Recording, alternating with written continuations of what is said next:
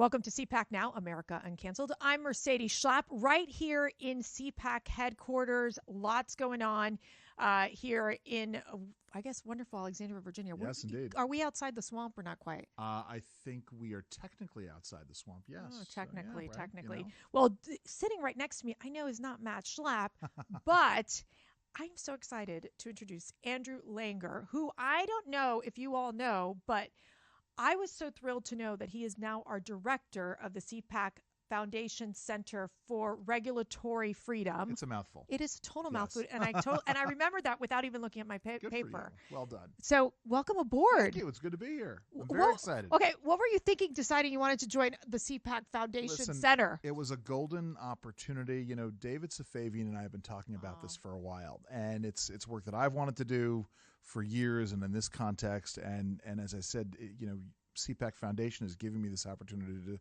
get really further than neck deep, go head first into the morass of the regulatory state. You realize, though, that the regulatory state, like the deep state, like the leftists, they view you as a threat. Absolutely, they'll go 100%. After you. Well, are you ready for it? Listen, it's been like that for years. I will never forget. I was doing lobbying work for a small business trade association.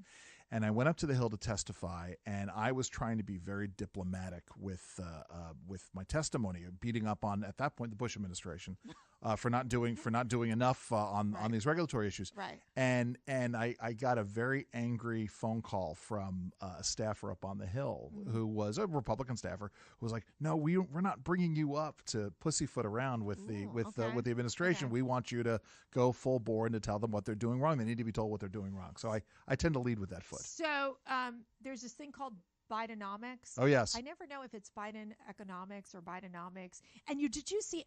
I want to play this quick soundbite here from literally Joe Biden trying to explain Bidenomics. Take a listen.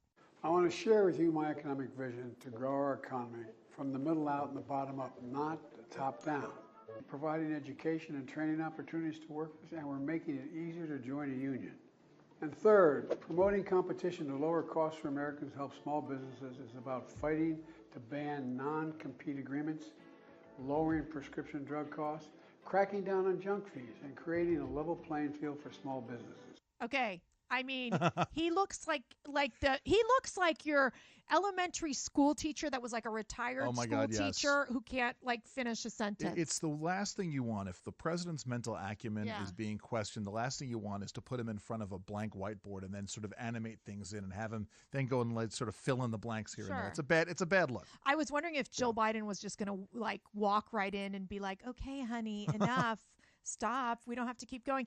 But what's your sense when you watch the president trying, they're spending their time, this administration, talking about how Bidenomics is successful. Right. And they're traveling to different states trying to make that case. Do you think the American people are buying it? Well, no, I mean, obviously not. When they go to the gas pumps and they see gas prices ever increasing, I went and bought something. I'll tell you.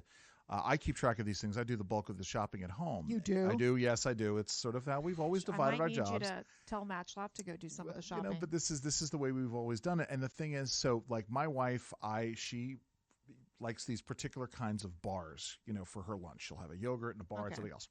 And I went on Amazon to go and buy them and found out that the price had doubled for these bars Really? since the last time I had bought them, which is only maybe 6 weeks ago. But so I'm keeping, and the American public are keeping track of these things as well. They know it's not working. They know what they're seeing.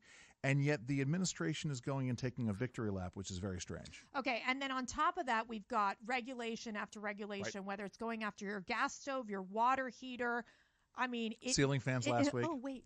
Tell us about ceiling fans. I hadn't caught that one yet. We missed the ceiling fan one, and it's one that folks up on the Hill have caught, and they're pushing back on, and we're hoping we're going to get another. How did we miss the ceiling fan one? Well, that's the thing. You know why? Because there are just so many things that are coming down the pipeline. We simply can't keep track of all of it. So essentially, they want to change the efficiency standards. Apparently, we all have inefficient ceiling fans, no way. And so they want us to go buy. Now, listen, we can say that it's big ceiling fan that's behind it, and they want us all to go buy new ceiling fans. But the reality is that somebody in the administration thought that it was going to be appropriate, like everything else, whether it's stoves, as you said, water heaters, dishwashers, low-flow toilets, basically anything that makes our life better and simpler and easier, they want to make more expensive. Tell us about the water heater. What about that one? Well, I mean, the water heater rules, again, it gets down to these energy efficiency issues, and much in the same way that they've gone after, I know I've just referenced something else I'm going to have to explain, air conditioners.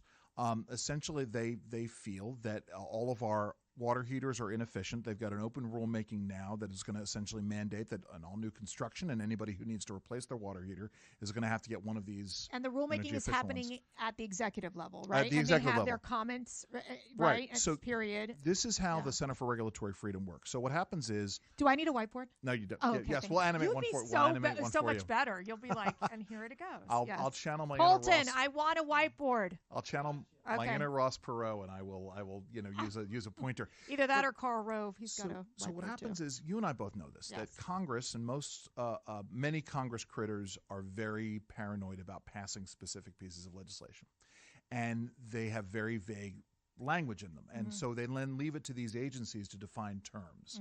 And that's how, for instance, you get Congress saying in 1972 you can't pollute a navigable water of the United States.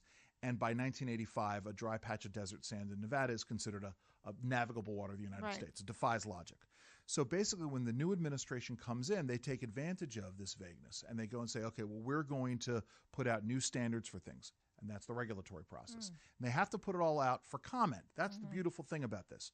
Anytime an agency proposes something like a new standard for water heaters or fans or stoves, the agency has to let the American people know about it. So we're at the Center for Regulatory Freedom. We're going to do the deep dive and do the economic analysis and the legal analysis.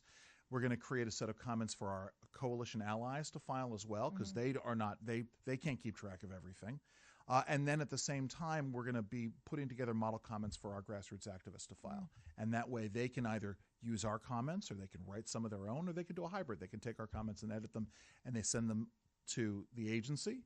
So the agency knows that they're concerned about it, and then we'll also send those up to Capitol Hill so their members of Congress will know about it. What about on the electric vehicle situation? That's a big issue, obviously. They're trying to, they've moved forward with all these subsidies and trying to force Americans to go EV. And obviously we're seeing in California that they want to move in that direction too, getting rid of, gasoline cars. I mean, where does that go? I had a conversation with somebody in the auto industry a couple of weeks ago, and they said to me, Andrew, by 2032, if we don't do something about this, we will not be able to sell a non-electric vehicle on our lots. And what that means, it's not just about the vehicles and forcing everybody to buy a new car.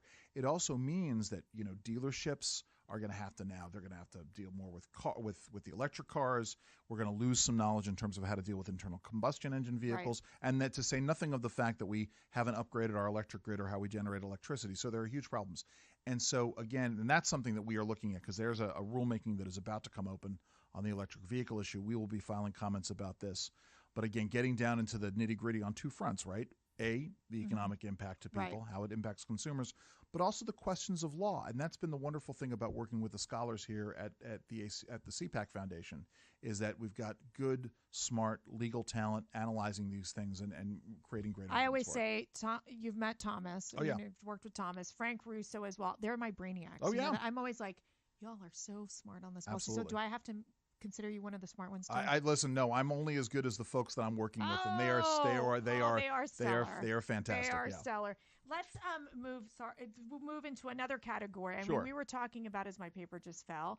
One of the things that you're hosting the radio show this week for WMAL, and you were like, there's this story that's driving me crazy. Oh, yeah. Which is out in Colorado. What's going on? Thank you, Colton. So there you go. So this is something that came across social media today, and it gins off of a story last week out of Stanton, Virginia, in which a high school student was told that he couldn't fly American flags on the back of his pickup truck. Wow. That's bad enough. Now you've got a middle schooler who goes in. He gets called into essentially like a dean's office, and I don't know who was filming this, but it was being filmed. And he's told that he can't go back to class, and his parents are there. He can't return to class unless he takes a "Don't Tread on Me" patch off the back of his backpack, a Gadsden flag. And the teacher, who's supposedly versed in history, says, well, that's a symbol of slavery. It was a symbol of racism. And the kid and his parents are like, No, it's a symbol from the Revolutionary War. It was one of the early flags of the Revolution. It was given over to the Continental Navy even before the Continental Navy became a Continental Navy. It was flown by the Continental Marines, and yet I can't honor that history by having that. And sure, yes, it is a source of defiance of authority, but deep down inside, what's more American than defying authority? Yeah, and it just shows that there's this definitely, I think, this movement happening in the Absolutely. schools to make our founding fathers into the villains, Right. into saying, they were far from perfect, but God only knows that they sacrificed so much. In many Absolutely. cases, they could have died from treason if they would have been caught by the British, because they were fighting to help build a land that was free. It's just insane that this sounds like this kid knows more than the history teacher Absolutely. knows. I believe it was I'm going to say Benjamin Franklin, but now I'm also thinking it could be John Hancock, who says, if we do not hang together, Yes. we will most assuredly hang separately. Yes. And that's exactly right. Against the greatest of odds, we did this. But keep in mind, right, the reason why they're tearing at American history is because they want us to not have a common heritage that we can be proud of.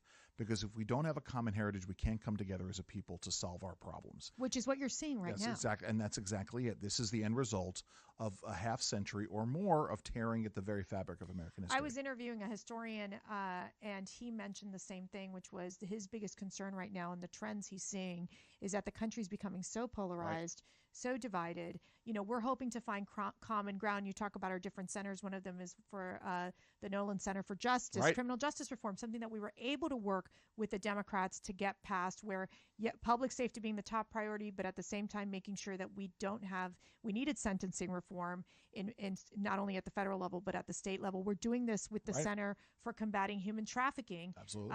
And trying to find partners on the left to say, guys, this is a bipartisan issue. We've got to save these children who are being trafficked by these human traffickers. We have to take action. We can find common ground. It's just getting harder. What do you think? And that's exactly it, because all of a sudden things that were not political before become political, because there are people who want us to be turned against each other. And that's a huge, huge issue.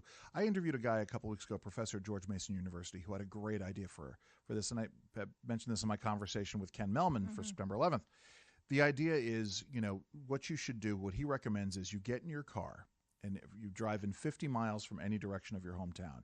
And you go 50 miles away and you have a conversation with someone. It doesn't have to be about politics, just about their lives, and understand the way people live and how they live. Yeah. And that's something I certainly believe in and have believed in for a What very if long you time. don't like people?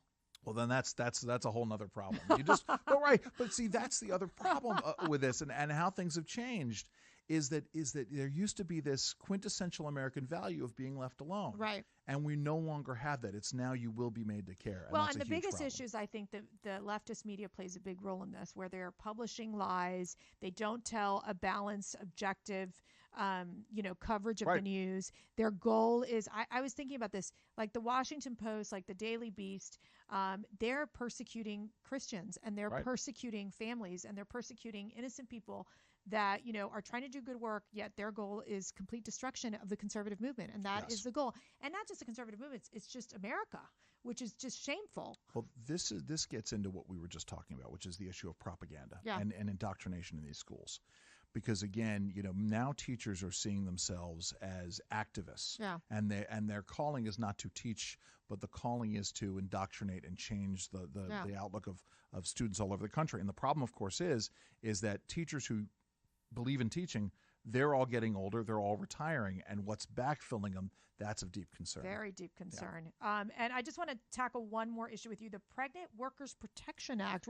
You were we got to talk about this. Well, What's so going on? so basically, I mean, listen, this was an important bill that was passed by Congress to protect the rights of pregnant women from being discriminated against in the workplace. Yeah. And now the EEOC, this is a regulatory proposal that has been dropped. We're digging deep into it, and again, pointed out to us by one of our legal scholars, Alessandra.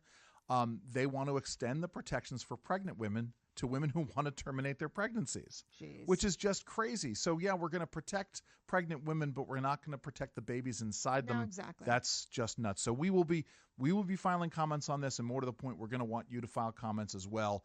That rulemaking closes on October 10th. We're going to give you plenty of time to get your comments into the EEOC. And it's why it's so important to get involved and stay active and really help us amplify what is happening at CPAC and all these great, wonderful centers. And catch us. We're going to be on WMAL on Thursday. So we'll morning, continue this great conversation. Andrew, thank you so much for joining me. Thank you, Mercy. Always a pleasure. Right. Well, and for all of you out there, remember to catch us on cpac.org and on a podcast wherever you get your podcast. And thank you so much for watching. God bless.